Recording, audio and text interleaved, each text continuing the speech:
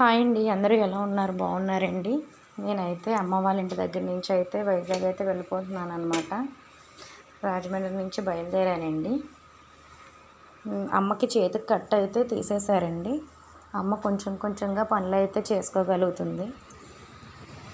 అందుకని ఇంకా మా వారికి అయితే ఫుడ్ ఇబ్బంది అవుతుంది. అప్పటికే నేను వచ్చి 28 రోజులు ఇలా అవుతుందన్నమాట.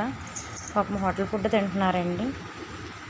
అందుకని ఇంకా మా అమ్మగారును మా డాడీ అన్నారండి, సరే అమ్మ, పాపం ఫుడ్కి ఇబ్బంది అవుతుంది, ఇన్ని రోజులు ఉండిపోయావు కదా మా కోసం అని చెప్పి వెళ్ళిపోమన్నారు. నేను ఇంకా అలా అయితే బయలుదేరాను అనమాట. మా తమ్ముడు అయితే అదిగోండి పాపం ట్రైన్ ఎక్కించడానికి అయితే వచ్చాడు. నేను ఆడ నిద్ర అయితే డిస్టర్బ్ చేశానండి. ఉదయాన్నే 4:30కి అయితే మేము స్టేషన్కి వస్తే 7 గంటలకు వచ్చిందండి ట్రైన్. ముందుగా ఉంటే మంచిదని మేము ముందుగా వచ్చేసాం అనమాట. ట్రైన్ లేట్గా వచ్చింది. మా వారైతే స్లీపర్స్ బుక్ చేశారనమాట. ఉదయాన్నే కదా, మళ్ళీ నిద్రది లేకపోతే ఇబ్బంది అవుతుందని చెప్పేసి స్లీపర్స్ బుక్ చేశారు. మా ప్రయాణం అయితే హ్యాపీగా సాగిందండి. హ్యాపీగా పడుకొని అయితే వచ్చేసాం.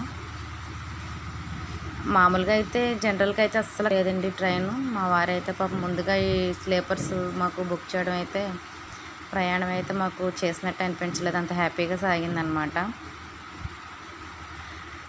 ఇది వైజాగ్ దగ్గరికి వచ్చేటప్పుడు నేను ఈ వీడియో అయితే తీసానండి. ట్రైన్ చివరి వరకు అయితే చూసాను, ఎంత బాగా కనిపిస్తుందండి. ఇది వైజాగ్ స్టేషన్ దగ్గరికి వచ్చేటప్పుడు నేను ఈ వీడియో అయితే తీసాను అనమాట.